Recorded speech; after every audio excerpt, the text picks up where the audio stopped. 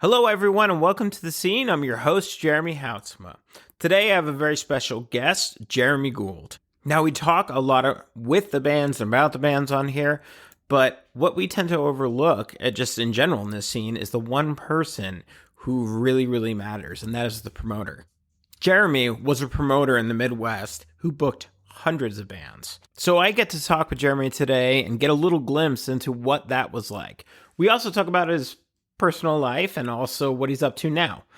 Jeremy runs a podcast called The Rumors Are True, which is a fantastic podcast and kind of in the same vein as mine. Jeremy has been super helpful in helping me actually get this podcast off of the ground, including getting me in touch with different bands and also just being a fan of the podcast. And I really appreciate him. So with that said, welcome to The Scene.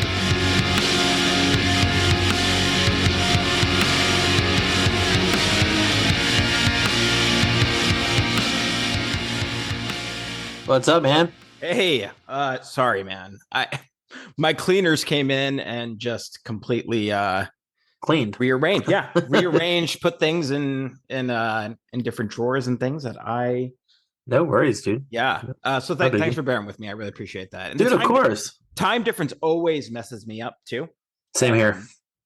I don't know how many people you do on the West Coast, because I do most of mine on East Coast bands, so it's always trying to like totally things and whatnot.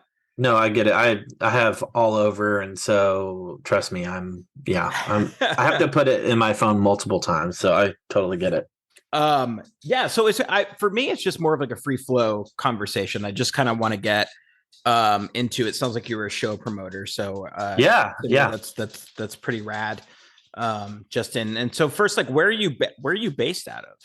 I'm in Jacksonville, Florida currently. Yeah, so I grew up all over. My dad was a pastor. Okay. And so I went to shows in multiple states and yeah, so I live currently in Jacksonville, and I haven't booked a show in a while, but in the Midwest is kind of when I did most of my stuff in Wichita, Kansas. So okay. Where were you where you just moved all over the place in terms, because my dad moved around because of the job, so I went to shows anywhere I was living at the time. And so I got to a point when I was in Wichita where I stopped. I didn't want to drive 3 hours for a show, so I started to cold calling booking agents, and the rest is history. Yeah. So. Like what besides that motivation, was there any type of scene in Wichita? Yes, there was. It's weird because there was all these like little DIY punk rock, metal, whatever shows going on, which was cool. They and everyone that was doing it was fantastic, good people. And I actually intentionally started it just because, or my shows at least, because I just wanted to book bands that I thought were cool. And to be honest with you, I didn't expect to go as far as I did. I always loved going to shows, and I always loved just soaking in like the tour manager or the, just the little things that most people don't kind of pick up on, I guess, if you will. Right. Yeah. So I always kind of was intrigued by the, everyone's like, I want to be in a band. Well, I didn't want to be in a band. I wanted to be backstage, but I didn't want to be, I didn't want to be in the band. I couldn't play anything. And so to me, it was nerdy of me, but I loved that whole background stuff. And to me, I just thrived. I felt like I thrived on it, at least. So there was a scene, but, I definitely was part of the cultivation of that scene a lot. And so it was cool because kids would come out and just go to shows, and it was like, what were they doing before? Not much. I mean, there was, it was just kind of one of those things. I was really grateful for the time I did it. And I look back fondly on it for sure. And I miss it from time to time. I don't miss losing money, but I definitely miss it. Yeah. That it seems like the game has changed completely anyway. So 100%. It seems like it would be incredibly difficult to try and book little shows. And it's pretty interesting to me because a lot of the past few conversations I've had have been more around about like what today's youth are kind of into, and just Sure. like does a scene exist, and if so, like, or if not, like, how do we encourage one? Like Yeah. I was talking to Steve Lamos from American Football, and he is drumming for them, and he's a professor at, I think it was UC Boulder, and so he was kind of talking about with his students that he's like, what I was doing when I was, playing around up in Chicago area was, we'd go to different shows, throw different shows, and there was like a just a whole wide array of different bands and things like that. And he's like, I just don't see that anymore. Yeah. And that he's like, I don't know what these kids do on the weekend. I was like, well, probably drink. Yeah. But I would agree with that. yeah, but other than that, so it's just really interesting because I think, the scene as it was, and when did you start booking shows? Like what year? It was probably 2004 is when I started. Okay. I always went to shows, and I always was like involved somehow, like I was managing a band here and there, or like helping bands set up shows and stuff. But my first show, my friend Chris and we put together a little local show of bands in Wichita, and it went off really well. And I didn't expect it. It was just probably 200, 150, 200 kids. It packed in this little awesome place. I think it was called Paraphernalia. It was like it was like a dress store, but below basement was like a venue essentially. Oh, that's rad. And yeah, it was really cool, and it went really well. And so that kind of started the thought in my head, oh, I probably could do this. And my friend Chris had moved away, so we just kind of did it because we were friends, and we're like, let's just do something cool. And then I cold emailed. Well, I was trying to get the. I don't know if remember the Solid State tour. Mhm. And yeah, back in the day, it was like Under Oath, Beloved, Haste Today, all that. Yeah. I wanted to try to get that because I knew they were playing like Tulsa, Oklahoma, which is about 2.5, 3 hours from where I was living. And I emailed the agent, and I was like, I'd love to book this show. And at the time, in my mind, I thought it would do good, but I didn't know realistically what it would, if it would or not. And they wrote me back, and they said, well, that tour is booked up, but do you want Haste Today by themselves? And I was like, sure, absolutely. Nice. So that was the first show I ever booked on my own. And go ahead. I was going to say that makes me wonder because I was going to ORU at the time in probably around 2004. So the Solid State tour. I'm wondering, it makes me wonder where they came through, what venue. Yeah, and it might not have been Tulsa. It might have been Oklahoma City, to be honest with you. I really don't remember. I just remember I was like, in my mind, I was like, well, that's only 3 hours away. That'll be easy. Right. Day. That was just the closest thing I saw.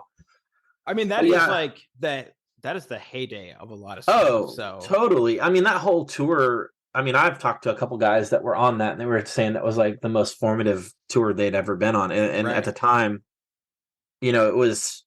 it was fresh, and like all those bands like wound up just getting massive.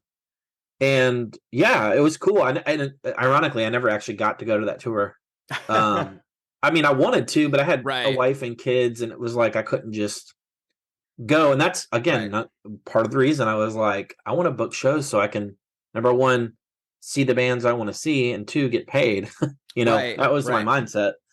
So yeah, I got that Haste Today show, and I booked a little like VFW hall. It was called Eagles Lodge. It's real historical in Wichita for shows, and I didn't know what to expect, and 400 kids showed up, and it was that's crazy. Absolutely awesome. It was pandemonium for real. Yeah. Like I feel like in that moment and that night or that day, I was like, I've got something good. Like it just was palpable. I don't know what. I just was like, I think I can do this.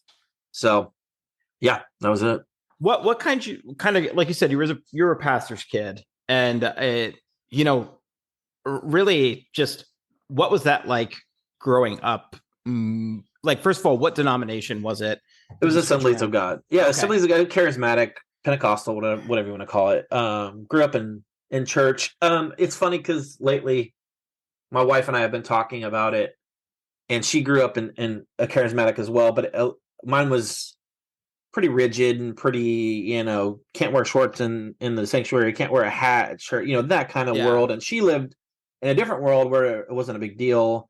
And so it's funny because we talked lately, and it's like, I know there's good people in that world, and I know there's good things in that world, but looking back on it, the older I get, I'm 45 now, and I look back and I'm like, that is so backwards. Like, it's Yeah. so absurd. And I'm still a Christian personally.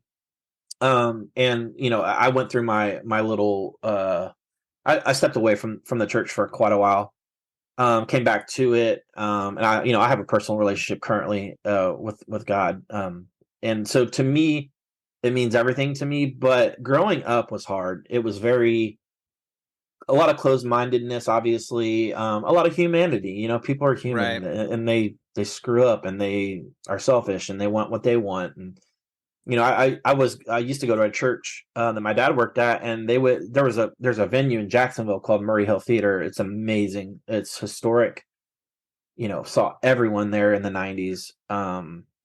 And Christian venue, I guess I should say.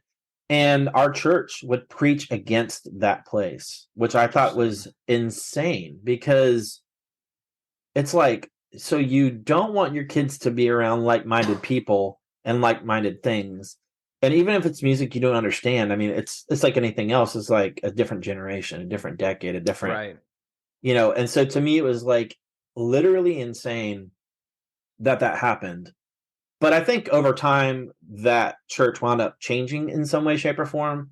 Maybe not so much changing as in, oh, bow down to it, or it was just, I think they just realized, wow, this isn't so bad. Right. And the whole punk rock world, if you will, I think is what really was the catalyst for them thinking, oh, these kids are gonna be, off the walls and drugs and all that. And it's like, man, I just wanted to hear a punk rock band or a rock band that just sang good tunes, and if they Right. sing about Jesus, cool. If they didn't, I don't care. I just want to see Right. tunes, Right. So, Yeah. That's really awesome. I kind of similar story. I grew up Assemblies of God as well, oh, nice. in New Jersey, and uh, charismatic as well. But Assemblies of God is kind of all over the map. Yeah, You know yeah, what I mean? totally. Like you have like super conservative, and then you have like not so conservative, Yep, and yep. so it was difficult when I went to college. Like if I was the AG church that was down in right outside of Philly where I was going to school at one point. I switched schools like several times. They were like, yeah, no shorts, like girls Yep, had to wear skirts. It was just yep, it yeah, was bizarre. yeah. No, it is bizarre. It You is. know, but kind of similarly too, as you talk more and more with people in the scene, especially solid state bands and things like that, and seeing people kind of struggle with their own faith or leave the faith. There's something with even all the harm. um there's a just personally, there's a part of me that, like, I disagree very, very much with a lot of what the people I grew up with Sure. and believe now. However, like, I cannot deny how they loved me into being the person that I am. Totally. Like, and so it, for some people, there's a lot of like black and white where it's like, if I discard the church, I have to discard everything. Yeah. And uh, to me, that's been a really hard thing. I'm a mental health therapist, so black and white thinking is like incredibly hard for me to wrap my head. Like, I understand it, but I can't live in that world because I have Hmm. to live in like that. The world is full of like a lot of gray. So it's just interesting because also some of my first experiences with you know uh, punk and post hardcore and all those things was through the church. Yeah. And so, like, I remember our youth group was divided into like the preppy kids Totally. and then the punk kids, right? um and that was the first time I was introduced to like MXPX, and Yeah. it was just funny because people were like, ooh, MXPX, like they're not really Christian. There was this kind of stigma with it, Yeah. and Totally. I have to credit them, like, with helping me kind of start down a different path in music and essentially opening me up to all these different bands too, Yeah, you know, absolutely. and being able to get into the scene. So it's, I don't know, it's a double-edged sword. And I think you need to have like a safe place to kind of deconstruct and reconstruct, you know, Absolutely. and people sometimes don't have that. So it's really interesting, like you said, just like looking back and seeing, you know, like wow, some of that stuff was really messed up. And Yep. what can I take away that there's like meaning to for myself, you know? Absolutely. Yeah, Um, and yeah, it's one of those things too that like, the older you get, your perspective is different, and the fact that you know I guess I never like lost my faith per se. I just didn't want anything to do with church. I didn't want right, anything to do with just the whole facade and the whole like, oh, why aren't you in church, or why right, aren't you, I yeah, was like, because I don't want to go to church right now currently. And again, now I'm in a healthy church. I feel like it's a healthy church. I was gonna say that's the key, Yeah. right? Healthy Well, church. yeah, it's a healthy church, and healthy people, and a healthy city group, and like I just have people breathing life into me, and it's normal, it's normal people. It's like we go have beers, we go smoke cigars, we Right, go, you know, drink bourbon.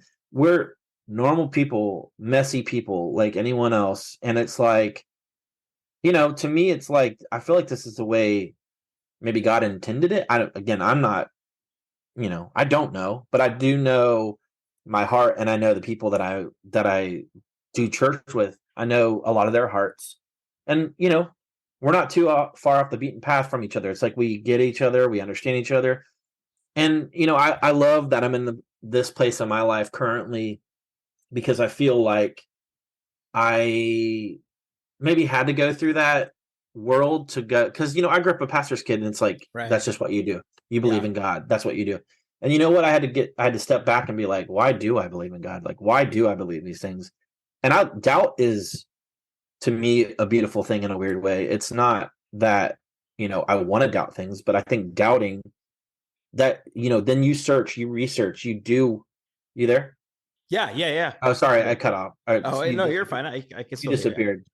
Um, you know, it, I needed to come to that conclusion myself, like anyone else on their own journey. And, to me, this is what works for me. And this is what I feel like personally God did for me personally. Like he opened doors, like insane doors. And even with my podcast, it's like, yeah, I know a lot of these people. Yeah, I've worked with them, but I'm so grateful and super humbled to like be like, I don't know. I'm just super grateful for it all, and I don't ever want to lose sight of that. Mm, And I do feel like for me, I'm giving people a soapbox to tell their stories, and that's really all I care about. People are like, "You can make money," and I'm like, "Listen, yeah, that would be great, but that's not my goal. My goal is to have an incredible conversation with an right, incredible artist, and be a part of that." And it's kind of like the book and the shows being in the background. I don't care about right, me. I could care less about me. I mean, I care about me, but I don't care. I'm not trying to get the glory. That's what I'm right, trying right, to get. right. Yeah. And the conversation is paramount for me. So yeah, man, it's been a wild ride, but I'm really grateful and happy in the place that I am in my life. Uh, I just got remarried 6 years ago to an Hmm. incredible woman, and she's amazing. And I'm just in a great spot. My kids are adults now, which is cool, and I don't get to see them as much. But man, I got a lot of great things in my life, and I can't complain. To be Yeah. honest with you. That's awesome. What kind of started you off in like what were some kind of foundational things for you into wanting to get into uh to booking? Like you said, you mentioned the, you know, not necessarily having shows, but like around the area, but and wanting to see these bands. But was it like an what was part of, I don't know, how did you get into some of those bands? Like, what were some of the first bands that you listened to that you were like, wow, this Well, is something different? I grew up in church like anyone else, and for me, my parents, Carmen, Michael W. Smith, Yeah. Amy Grant, that whole world, which I Yeah. still to this day love. Right. It's Right. nostalgic for me. I love it. Some great songs, some terrible songs, but it's just, that's kind of the foundation. And then the first show for me that really like impacted me, and I tell this to everyone, that band Petra. I don't know if you ever Oh heard of yeah. them. Oh yeah. I went and saw them when I don't even know how old I was. I was probably 10 or 12. I don't even remember. I just remember being so excited to go. And I went with my friend and his dad. And it was this place in Missouri. I was living in Missouri at the time.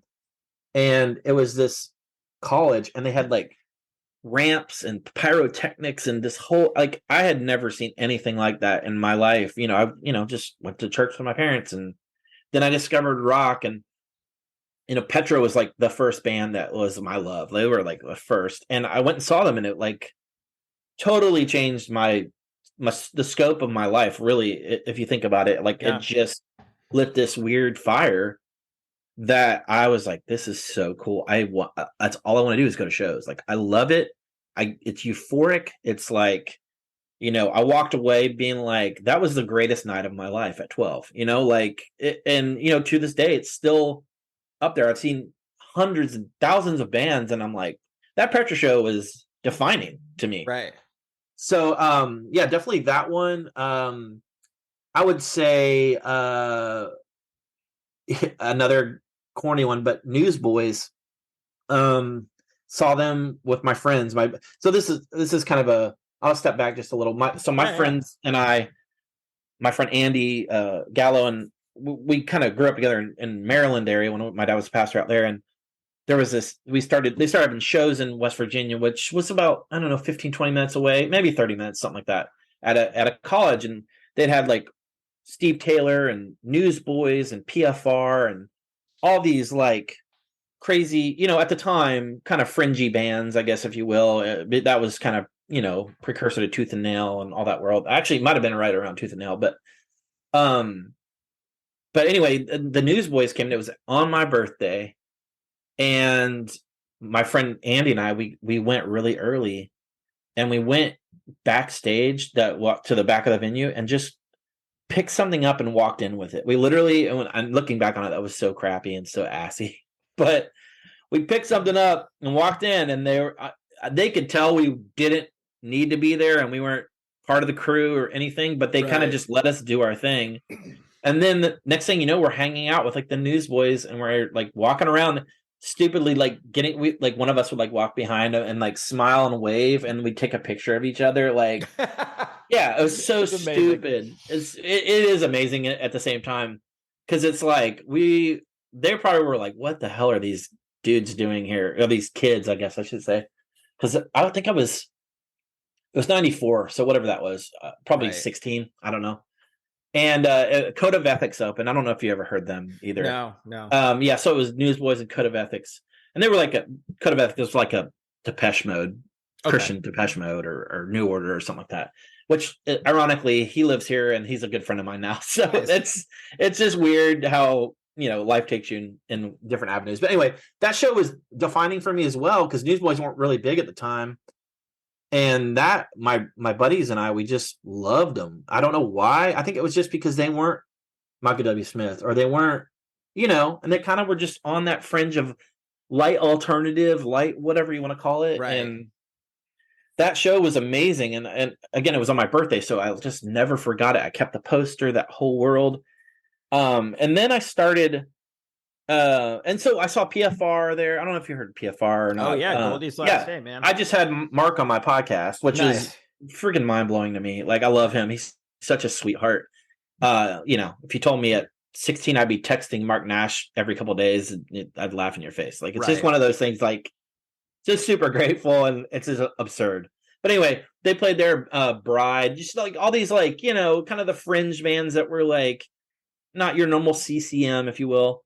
Yeah. And so then my dad moved to Jacksonville, or our family moved to Jacksonville, and that Murray Hill Theater I talked about was really pivotal for me, because all the bands that I loved at the time because my buddy Andy and my friend Aaron Horvey, we were all into hardcore. We got into like Focused. We loved Starflyer. That's like one of my all-time favorite bands. Mhm. We got into Focused.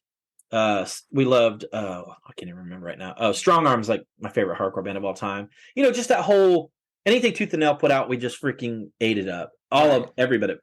So anyway, how did you make that jump though into from like, you know, PFR to Strong Arm is like a pretty Well, yeah, it big is. leap. And I think it's just that first, like, whoa, what the hell is this? Like, right. this is cool. Like, should I like this? Am I supposed to like this? Right. You know, my parents were actually really cool about me listening to music that was not normal. I mean, they might not have understood it. In fact, they're total choir geeks, like total organ piano people. Yeah. But they knew I loved the music and I was passionate about it. So I think it wasn't a big deal to them as long as it wasn't like. And my mom worked at a Christian bookstore, so she would like bring CDs home for me. And, you know, so I think to me, I think that was her way of showing me that she loved me and my dad as well, that, you know, hey, at least it's Christian or whatever the mindset was. But yeah, so I think just discovering, you know, the first time I ever heard like Starflyer 59, I didn't understand it, like in a good way. Yeah. I was like, this is insane. And then of course that opened my world to, you know, Jesus and Mary Chain, My Bloody Valentine, Slow Dive, like all this, like, and I was obsessed with the Prayer Chain. That was one of our favorite bands and still dear to my heart. And that's another show too. Sorry, that's one I forgot. Prayer Chain and Starflyer, we saw them. We drove to West Virginia and went and saw them, and that was a mind-numbing show. It was unbelievable. We were like inches away from Prayer Chain, which Mercury is one of my all-time favorite records. It's flawless in my opinion.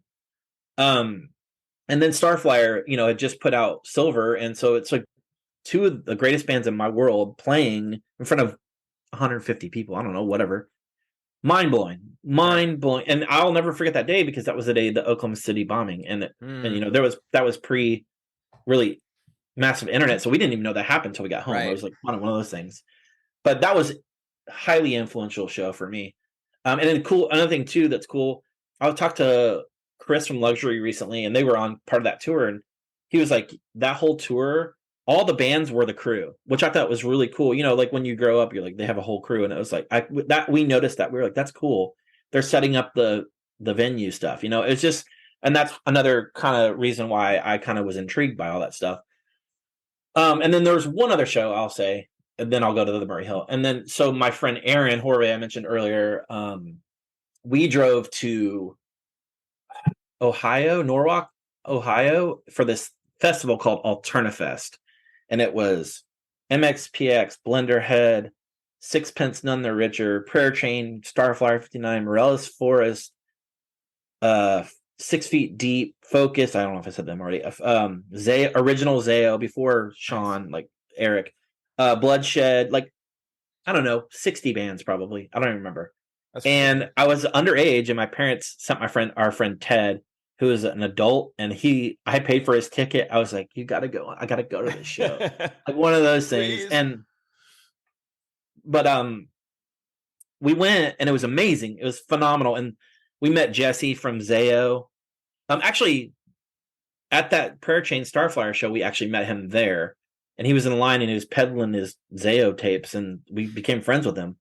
And then, so at Alternafest, he crashed in our tent and hung out, and we got to meet some people. It was really cool, real informative, or like real, like, I guess I should say formative for me. You know, just seeing the whole festival, my first festival, if you will. Right. So fast forward to moving out of Florida, and Murray Hill Theater had all those bands come play there. You know what I mean? That's kind of, you know, I didn't have to drive 8 hours. I didn't have to drive 3 hours. This was like 10 minutes from my home. And it's an old movie theater, but it's, you know, probably 1920s, 1930s, beautiful, nostalgic looking. And, you know, Starflyer 59 is playing there. Fold Zandura is playing there. Luxury is playing there. Like all these bands that I'm like geeking out about at this time are playing for $3, $5, you know, and my parents would just drop me off, and I met new people there, and because I'm just a social guy in general, Right. especially when it comes to music. I noticed somebody with a shirt on. Oh, hey, I love that band. That whole world.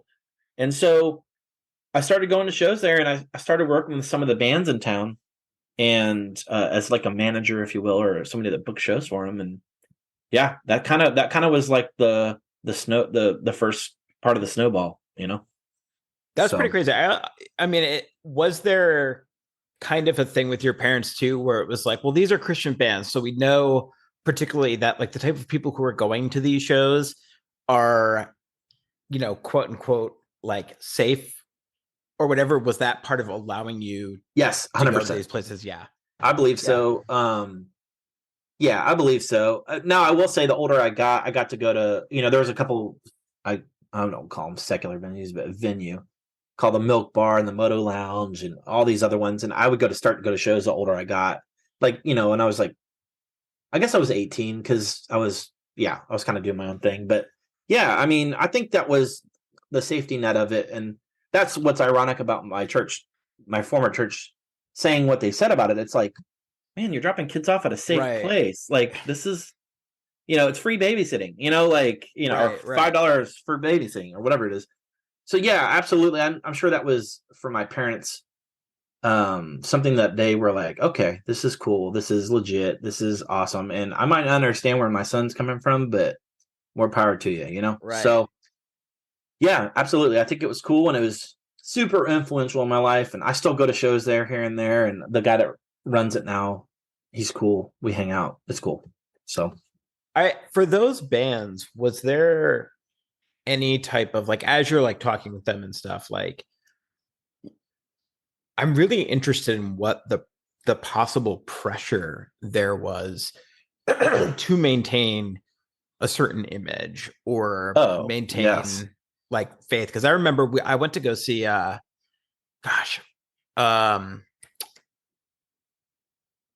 can't remember their name now.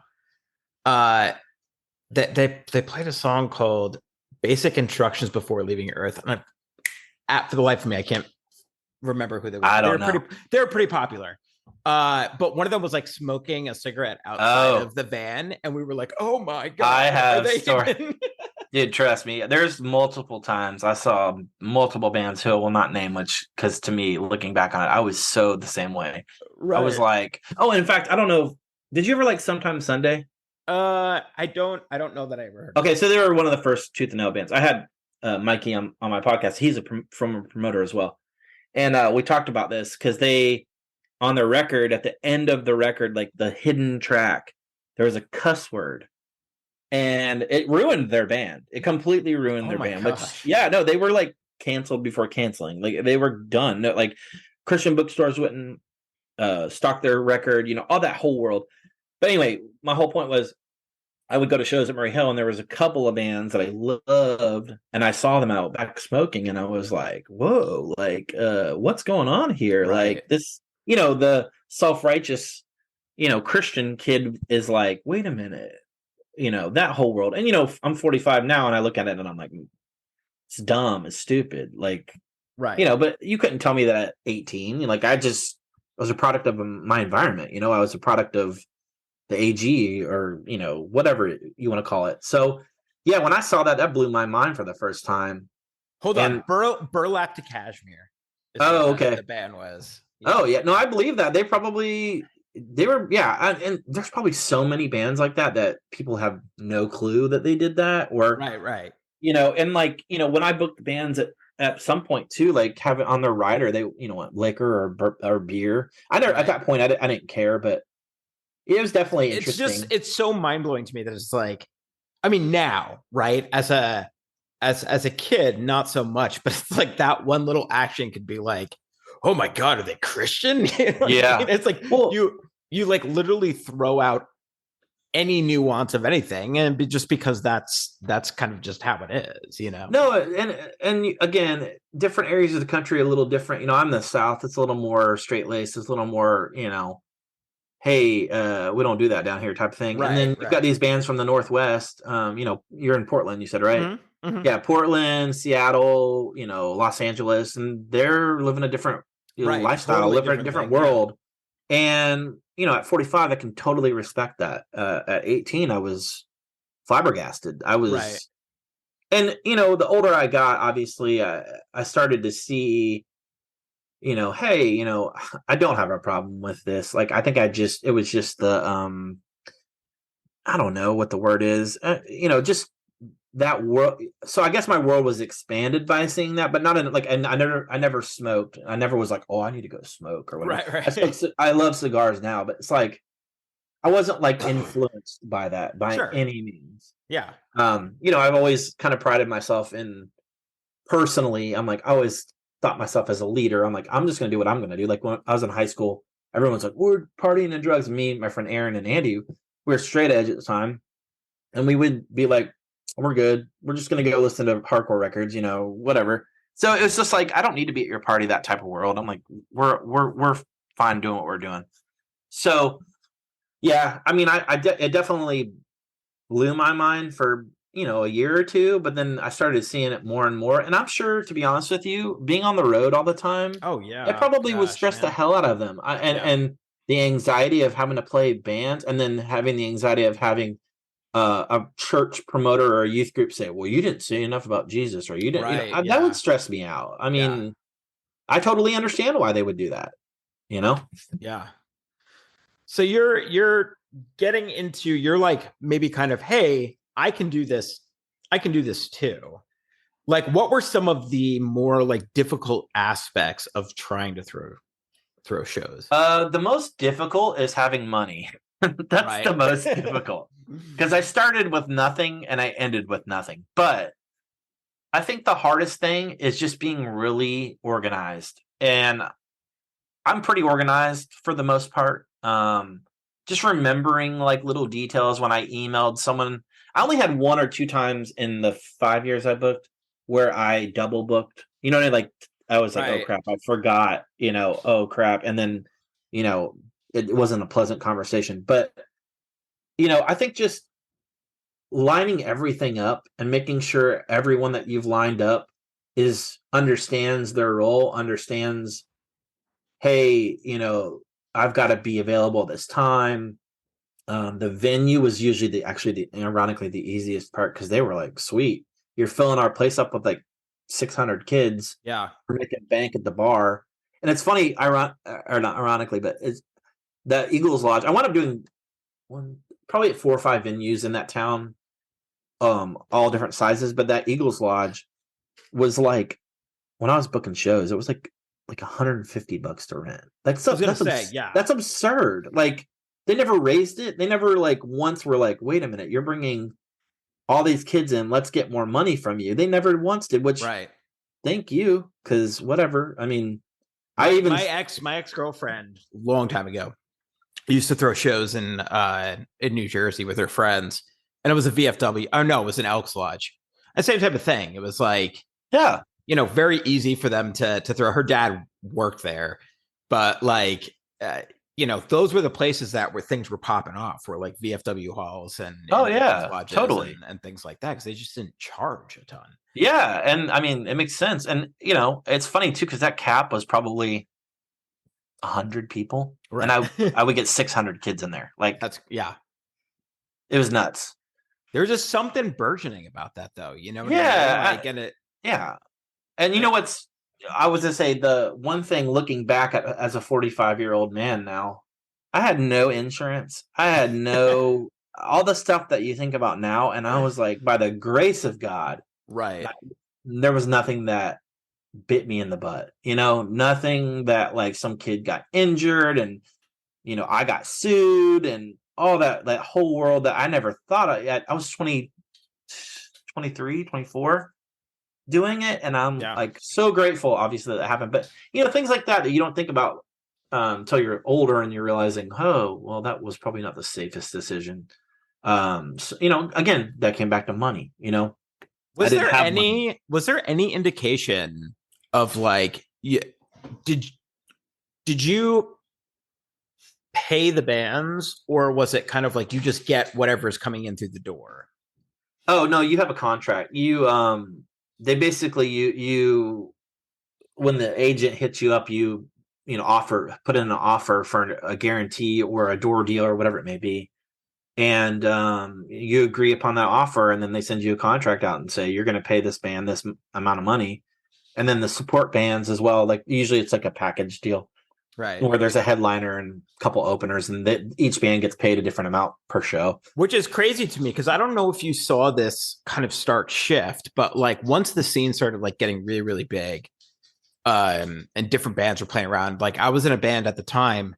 And we were really trying to play different venues and different things like that. And it started becoming like promoters started making bands. Like I think we opened for like Mustard Plug and like Flyleaf or something like that. And I was talking to Jason Gleason about this too, because he now lives in that area. But like we had, as a band, they made us purchase tickets. Yeah, and sell them. Yeah.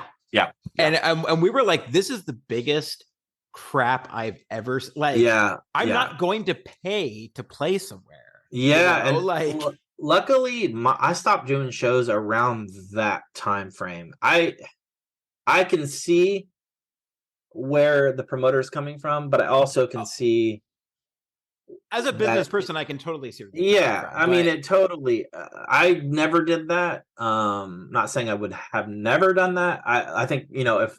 At the time when I ended, times were tough. Like the economy had crashed, and there was just a lot. So it was like everyone was for themselves in a weird way. But yeah, I never did that. I would always like what I would do is like if there was a local band, or that wanted to jump on, I'd be like, look, I can't pay you. I really just can't. But you're going to play in front of 400 kids, or you're going to play in front of 300 kids, or if the show went really well, I would pay, I would take out of my own pocket to give, because I understand what they're doing. I get it. I actually did that with Impending Doom. They emailed me to play a show, and it was like a big show. It was like Acacia Strain. Oh, I can't remember. Despised Icon. It was just a massive metal tour. Job for Cowboy, I think. I don't know, something like that. And they messaged me, and I was like, look, you guys can play, but I can't pay you anything. And the show was bonkers. And so I paid him out of my own pocket. I gave him $100. It wasn't much, but it was like, I don't know. It was cool because I didn't want them to walk away with nothing. They drove out there, and they wound up just freaking blowing up after that, which was awesome. And they're great dudes, and they never forgot that, which was really cool. I felt like I talked to Manny recently. He's going to be on my podcast soon, and he's like, I'll never forget that. That was just they remember things like that, when they're So to me, to me, I wanted to be when I did shows, man. I have a customer service mindset, I guess, or a servant mindset, or I want to please people, but I also want to like take care of people. I love taking care of people. I just kind of a love language, I guess, is just and so to me, I wanted the band's number one to come back, number two to think, realize that I feel like I'm a cool dude, and I want them to see that I'm a cool dude. It's not even about being cool, but like that they can trust me is what I'm trying to get at. Right. And so yeah, for me it was just I loved just being a part of something awesome, and being just somebody that these bands are like, hey, this guy's going to take care of us. We're going to get fed. We're going to play a great show. There's going to be a lot of kids there. We're going to bro down. It's going to be fun. And now we want to come back. That was my mindset. And it's like, to me, if I continue doing that, then this scene's probably not going to die. And it wasn't even about the scene to me. It was just about, let's just do something cool. Let's have cool bands play. Like, that's all I cared about. To me, it sounds like, and something that seems to be lacking a lot right now, I think in general, was community, right? Oh, absolutely. It's like a sense of like, well, I'm doing this because I'm part of the community, right? Or like I'm fostering community, and it seems like that's what drew lots and lots of people in to these shows, was because there was a sense of community. Absolutely. I was when I was talking to somebody else, I was like, it used to be that you could look at a person and you could look just by how they looked. You could like you could tell what type of music Yep. they were into, and you would be like, oh, it's a First Scenes Forever shirt. Like, that's my guy. You know what I mean? No, Like, totally. Absolutely. and it was like you were automatically like part of something, you know? Absolutely. And Absolutely. that's what makes it special. And then Absolutely. I mean that could be said for church, it could be said for a lot of, Oh, yeah. different things, but there was something about that, I think, time period and that alternative music scene and post-hardcore and all that stuff where nobody was left out. Well, You know what I everyone mean? Like, ultimately wants to be accepted in some way, right. shape, or form. You know, Right. be what it may. Like, to me, you want to be a part of something.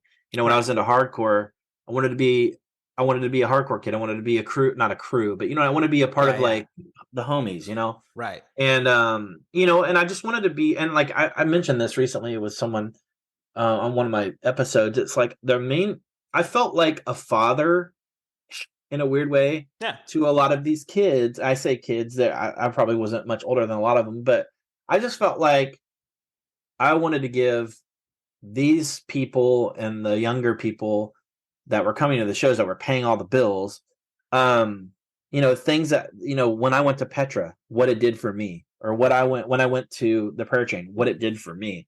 What I wanted to do is these kids to walk away and be like, that was the greatest night of my life. And it's like, that was like over the 5 years or so that I booked, I got to a point where it was like, I was personal. I wasn't like arrogant or like, I felt like anyone could come up to me and be like, hey, thanks so much for doing this show. And I'm like, yes, absolutely. Yeah. Like, we got more coming. Thanks for coming. I appreciate you coming out. That you coming out allows me to do more of these, So As a like, I mostly work with teenagers and like young adults as far as mental health goes, and I would say that one of the biggest detriments right now just is there's a lot of search for community or just identification, and not a lot of places for it to be found. And so as you're kind of talking about that, I'm thinking, I like what it meant to me, what it brought to me, as a young 20 something, and even like beyond that, and just seeing the lack of it, at least in the area that I live in now, where going to a concert means like going to the Moda Center here, which is like a huge stadium, right? Like there's the mix and matched things. Like when I talk to people, like I said, you were able to identify somebody by the type of music they listen to.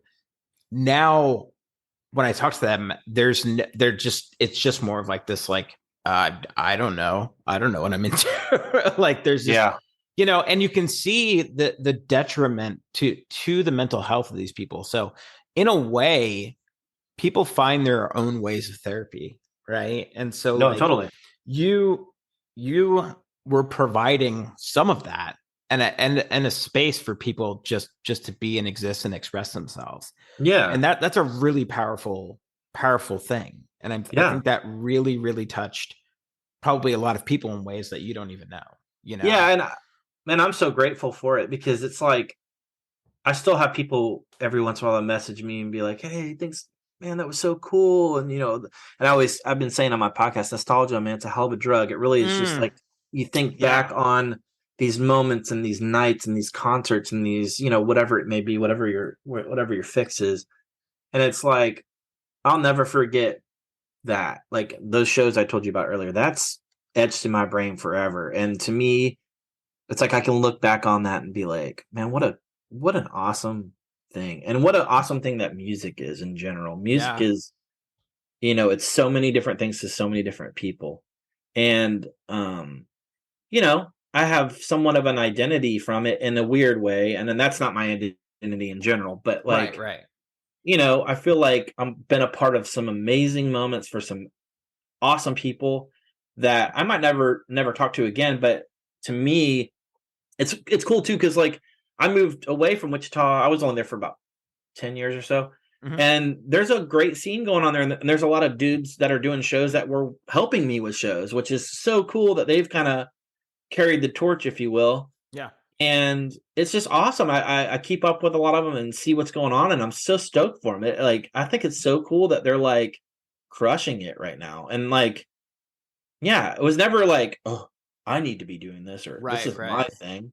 But it's like, I think it's so cool. It's like, man, it's just cool to like have a part in someone's, potential creative outlet or potential band, or I'm at my band at this show, like that's cool. Right. Like that relationships are what it's about for me. Right. I it's literally who I am, and I cultivate relationships, and I breathe life into relationships, and I want the same thing, so to me, yeah, I'm really grateful that I had that opportunity. Like I said earlier, I miss it. I don't miss it. Right. What's the aspect? Yeah. What's the aspect that you don't miss? Yeah. You know what? I feel like I paid my dues somewhat. And so I'll just take the guest list spot, So. Which is nice, right? Yes. Like to just waltz on back there and, Oh, yeah. I'm grateful for it. What's a band that you booked that you just were blown away by in terms of how large they got? Let me see. Let me think. Okay, I can name a couple. Chiodos. I don't know if they're still big anymore, but I got them right when they were rising, and they blew up pretty big.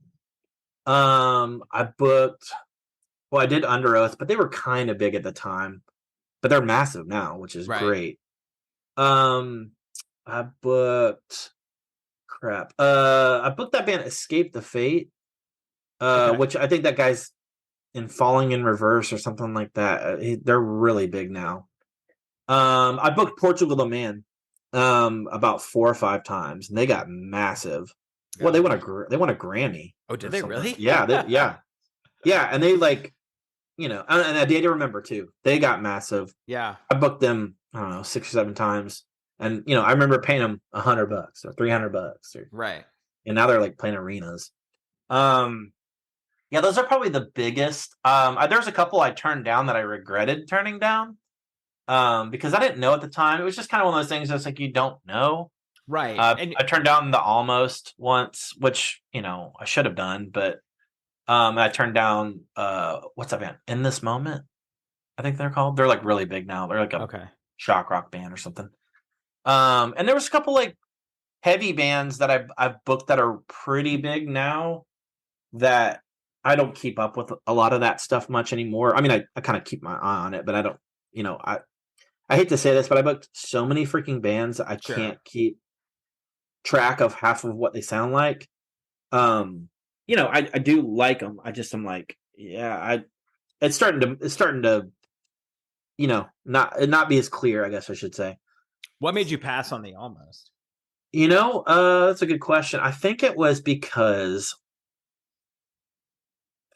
looking back on it, I think it was just because the guarantee was a little higher than I would want to for where they were. It was that Eagles Lodge, and I just didn't know. I didn't know if Aaron Gillespie could draw, that, and I didn't want to lose money, to be honest with you. Looking back on it, it probably would have been pretty well, Yeah. Looking back on it, I regret doing that. But it is what it is. Yeah. Yeah. I mean, I think did he start the Almost after he left Under Oath, or was it? I think it was during the process. Okay. Yeah, because I had booked Under Oath, I think a year or so before that. So I knew they were big, but it was just like, it's not Under Oath, and I had booked, this is part of the reason now that I'm thinking about it. I booked Haste the Day. Probably, I don't know, 5 or 6 times. And then when Steven joined, the second singer, he came through and did his solo stuff, and nobody showed up. So to me, I was like, I don't really know. And not to slight Steven's incredible, and he was so talented, amazing. It was called Steven and the Lion Tamers. It was awesome. But I had like 20 people show up or something, and I was just like, I don't know if I want to book this band for whatever the cost is and 30 people show up. That was my mindset, I believe, at the time. Now that I'm thinking about it, I think it was just kind of like, I don't know. They weren't big. They weren't big, That's super interesting. I mean, because there's the whole business side, right? There are a couple bands that I saw that, uh, yeah, okay. Like one was The Beautiful Mistake. I saw them in Oh yeah, they're great. Elizabeth, New Jersey, and I was talking to Josh about. He's like, I know exactly what show you're talking about. He was like, because that was the night the promoter was like, whatever steam you guys had is gone, and because like nobody showed up.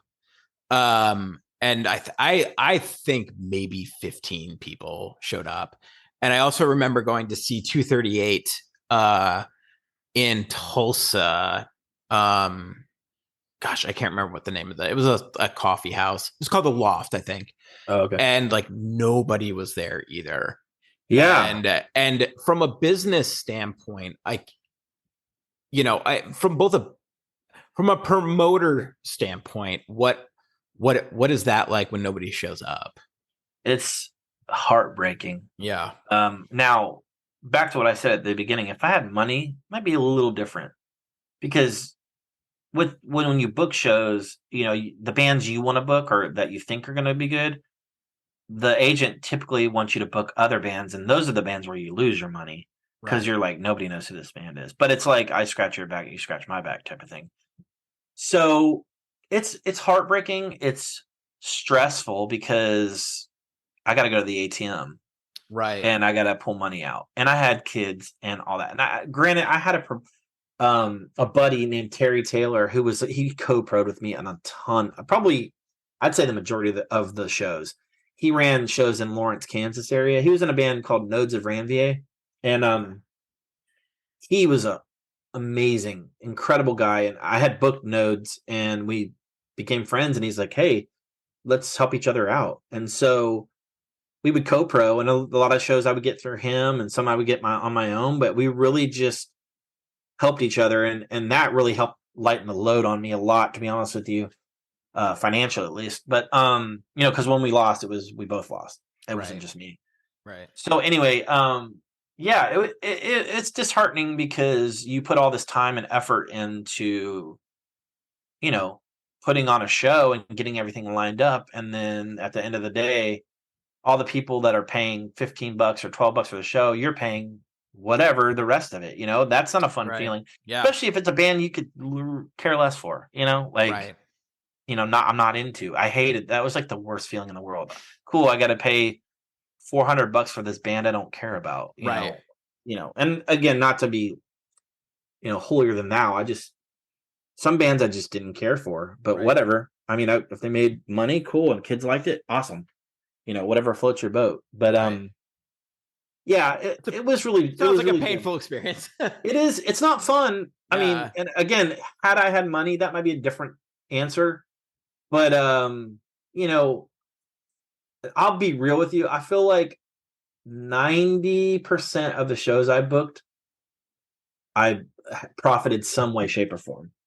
There was about 10% I didn't, which is pretty good, to be honest with you. Looking, in the grand scheme of things, is pretty decent. Yeah. I think it's your main job at the time too. Yes, I did it for 5 years. Yeah, that was literally how I made money. Wow. Yeah. How many kids did you have?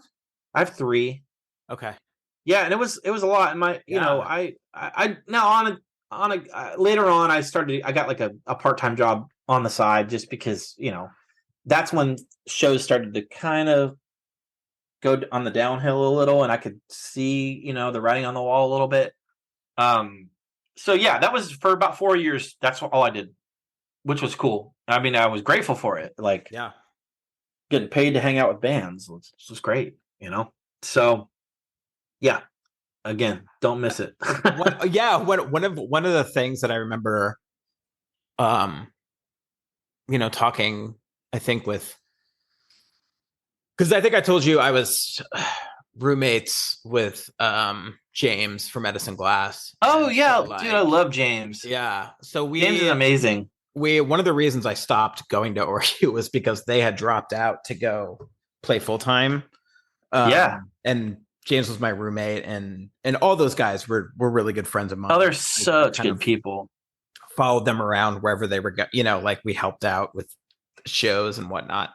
But I remember just talking. I just remember that being there when certain things were going down as far as like booking tours and whatnot, and just the kind of stress and the, amount of like the business side is what was the hardest for them. Oh, totally. They might say differently this. I mean, this was a long time ago, but from my point of view, it seemed like just trying to book the shows or, booking tours and things like that, making sure you get paid and being in the van, all that stuff. That's exhausting. Yeah. It took a lot of the joy out of the gig. And then especially if people didn't show up, you know what I mean? Like at a certain point, you're just kind of like, why am I doing this? No, totally. Absolutely. And I just had Josh from Edison Glass on my pod. Did you hear it by chance? I didn't get a chance to listen to it. You need to listen to it. It is unbelievable. Like it literally is one of the best episodes I've ever done because nice. And I say that because, I mean, we talk about Edison Glass and we talk about, his solo stuff and all that, but then he tells this story at the end that's like, it like gives me chills to think about it. He talks about his brush with death, and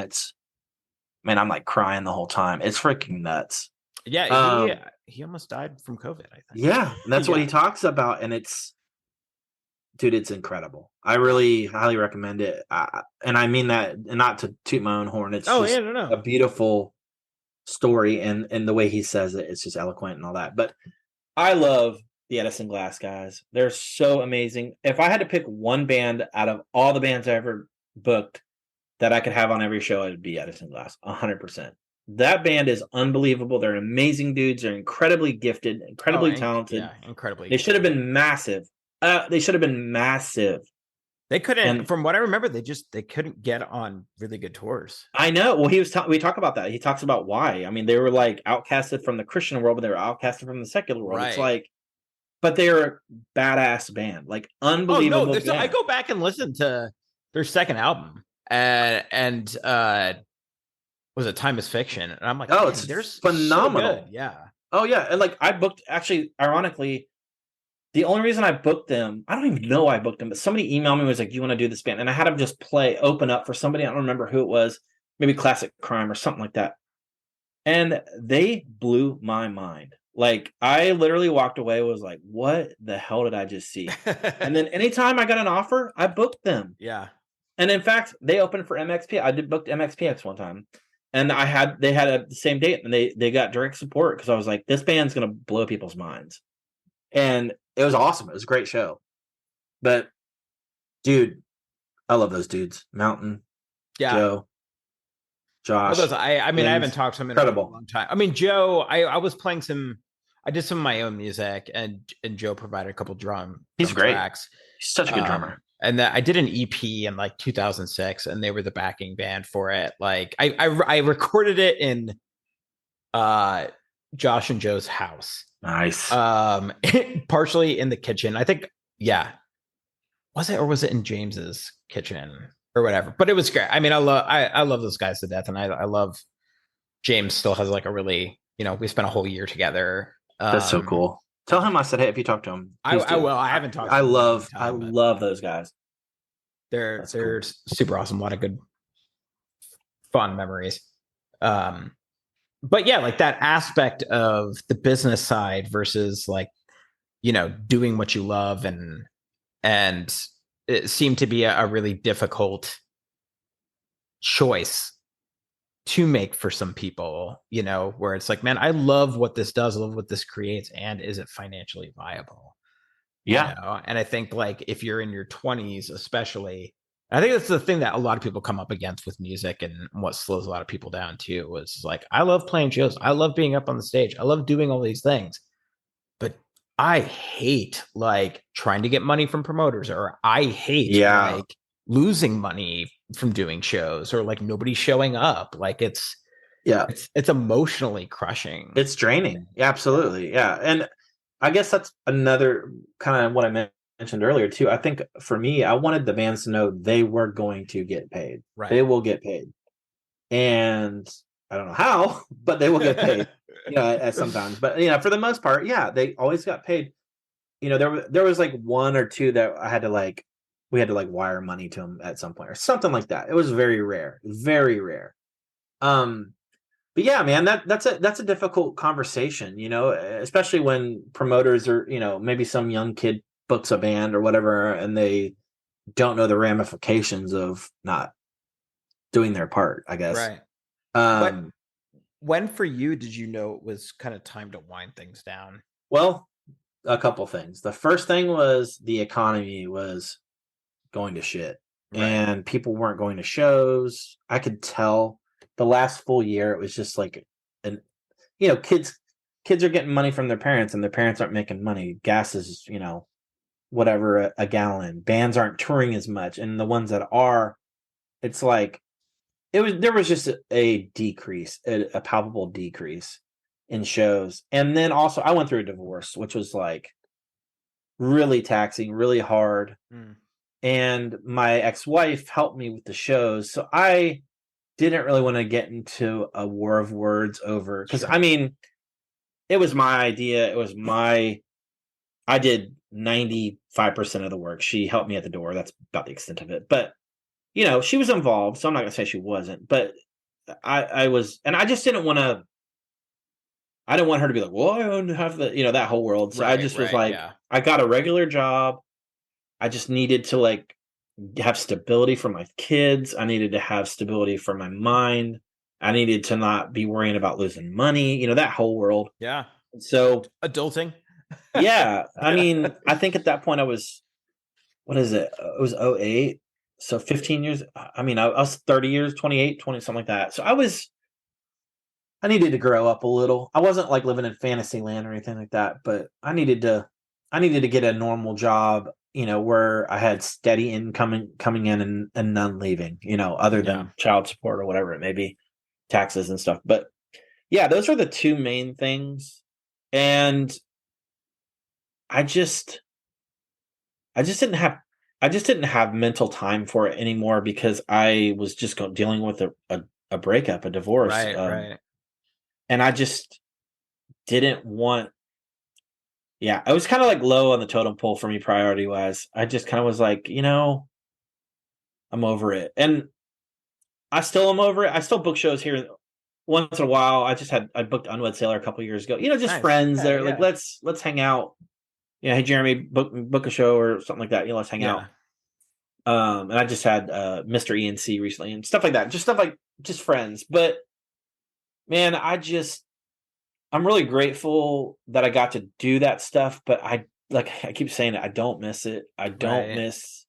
I miss the hang. That's what I miss. Yeah. But I The can do that now. relationship. Yeah. Yeah, that's what I can do now, and I don't have to lose any money over it. But yeah, just those two main factors were the big thing, and I don't regret it.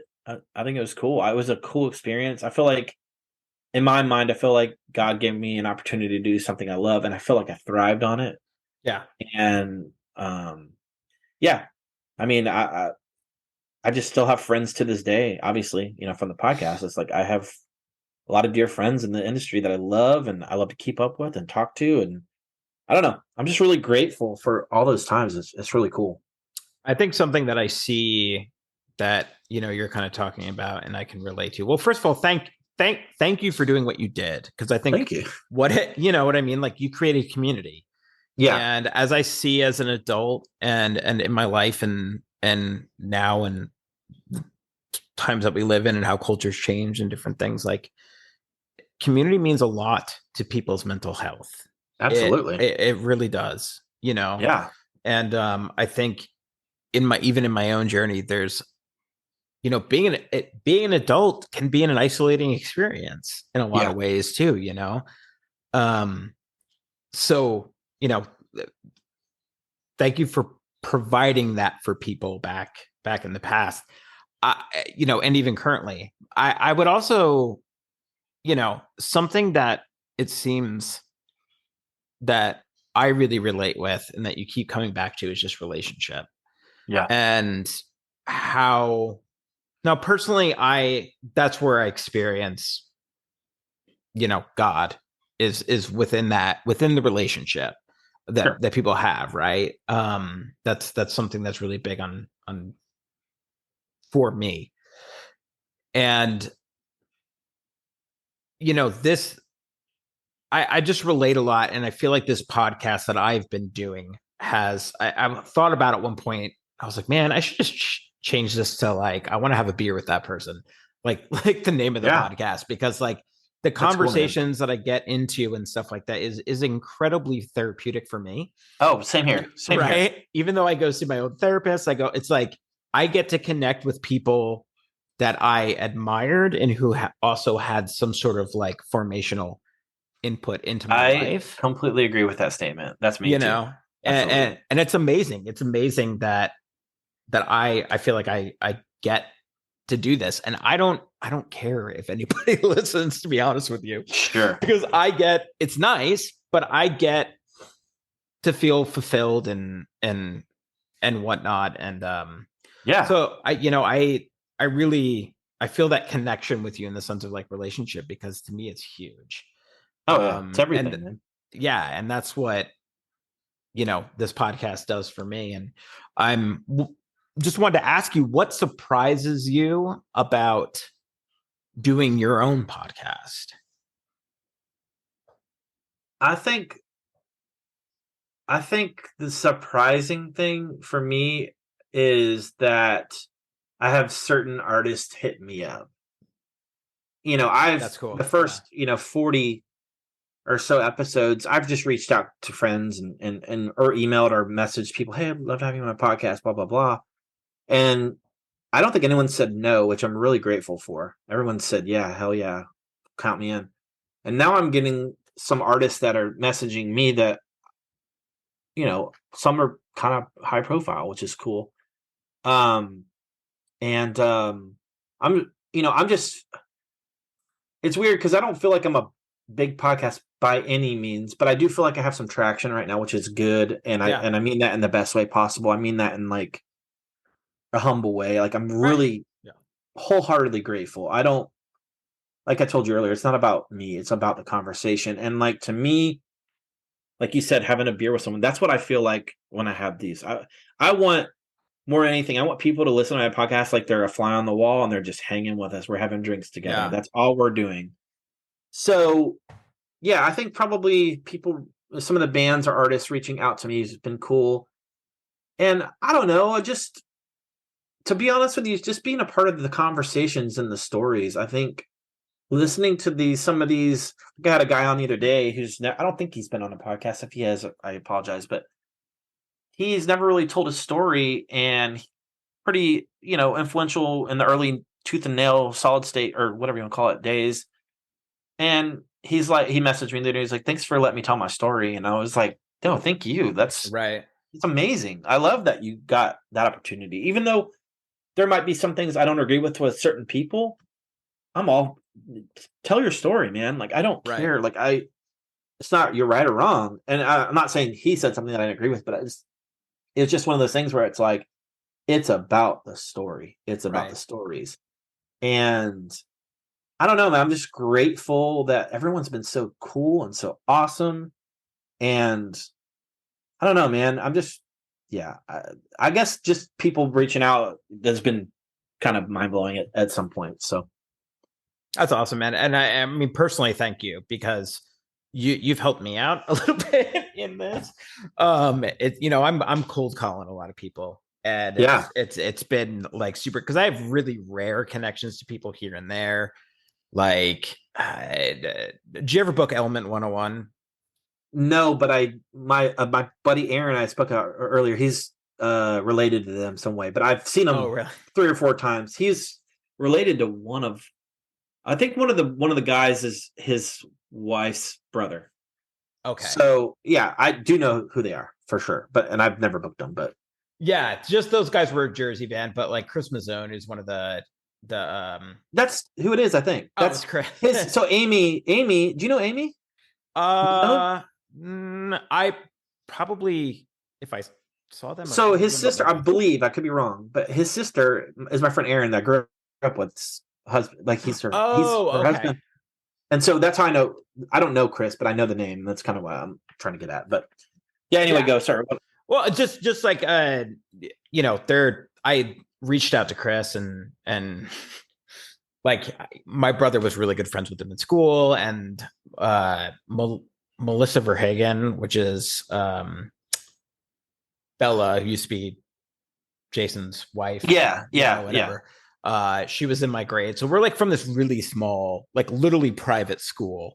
Okay. And like my brother used to like jam with like Chris and Sal and things like that. So just I have like little connections here and there. But most of it has just been like cold calling. I think it's been surprising too, is the people who will say yes. Like I was like, Yeah, absolutely. So yeah, that I mean, you've really encouraged me, and I appreciate that. Even if Yeah, you absolutely. think that like just answering some questions about certain things and like that. So I really appreciate you, man, and I really appreciate you coming on. Do you want to plug what your podcast is? Yeah, absolutely. I will tell everyone. I've never said this, but the rumors are true was a complete joke name, and I've just stuck with it. It really started as a inside joke with my friends, so it's not really like in theory about the rumors. It's literally just a joke that my friends and I always say. It's the rumors, man. The rumors are so true. Like something stupid. And in fact, I actually started as it was called "Who's to Say," and that was another joke that my friends and I all kind of, have this little inside joke. And I changed it because there was like a million "Who's to Says," Right. and so I was like, "There's not. The rumors are true," and so that's kind of why I stuck with it. So anyway, it's the Rumors Are True podcast, and it's on Spotify and Apple and Google, whatever. I don't even know what it's on. Google. And you are pumping out episodes, man. You're a machine. Bro, to my detriment, yes. I mean, it's funny because I have about 5 or 6 that are done and ready to go. Yeah. I'm just trying to do it weekly so I don't overstimulate, overdo it. But yeah, man, I'm so freaking grateful for this opportunity that I've had. And even if I hang it up tomorrow, it's been a wild ride. And I am so grateful and so stoked. I'm not hanging it up. I'm just saying, if I was, I would be like, I think my lineup so far has been insane, like literally insane. Yeah, you have a lot of really good people. And I'm like, how did I do that? Like, I don't know. I'm just so grateful for it. Anyway, yeah, it's on all the streaming stuff, and I'll tell you how you did it, man. You did it through relationships. Yeah, I agree. I agree with you. I mean, yeah, you're right. And again, as you can tell from this conversation, it's really important to me. And yeah, absolutely. And man, and I mean that in the highest regard as possible. It's like I think the most, to create relationship and to have relationship drives people, I think we're made for relationship. Absolutely. 100%. And so for people to go like, yeah, I want to do this.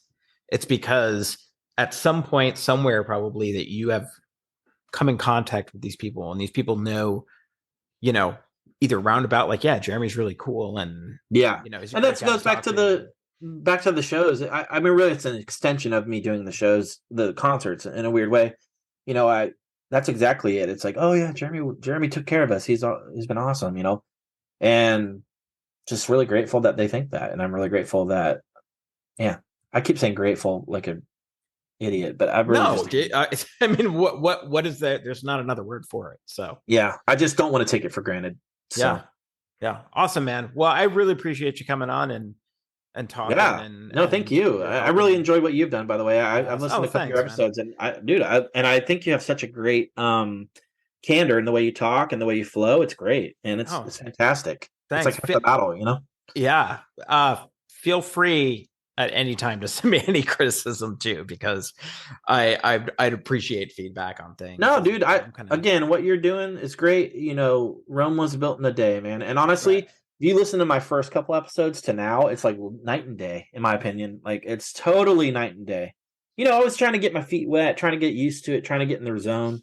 Yeah. And so it's just, the more you do, the better you get. So. I think the hardest thing for me has been, I talked with Zach from May.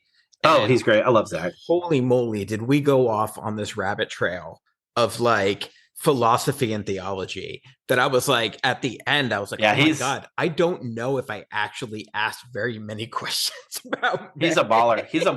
He's like so up here, and I'm just like down here. So I know he's awesome. He's intellectual for sure, and such an awesome dude. Really cool guy. Yeah. I love him. He's great. Are you going to Furnace Fest, by the way? I'm not. I just don't.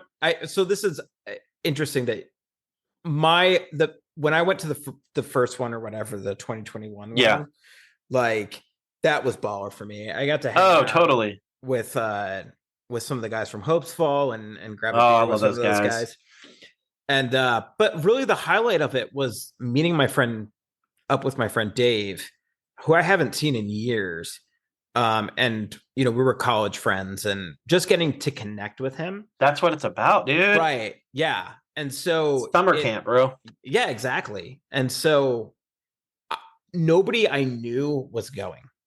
And so I was like, I would like to go, but at the same time, if I'm going to drop that much, like what matters to me is being able to be there with like your homie. Yeah. Yeah. You know what I mean? And that, yeah, I mean, like, sure, like I could hang out with other people and whatnot, but to me, that was way more important to me than seeing all the bands that I love. No, I agree. I get it. The Bro Town. Or the like, we went and got like hot chicken somewhere and just caught up on life. And it was like, that's so cool. Amazing. And it's weird because all the bands feel the same way. They feel like this is ours. This is our time to hang out, bro down, and it was so mind blowing to me too. Like talking with, I was on a plane with, I think, the guys from Converge and nice, Jeremy Enoch and nice.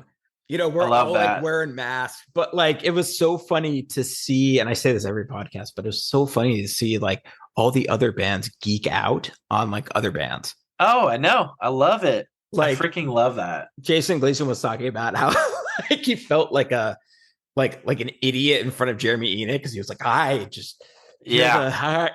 stumbling and talking, and he's the man. He's stuff the like man. That. Yeah. So that's sick.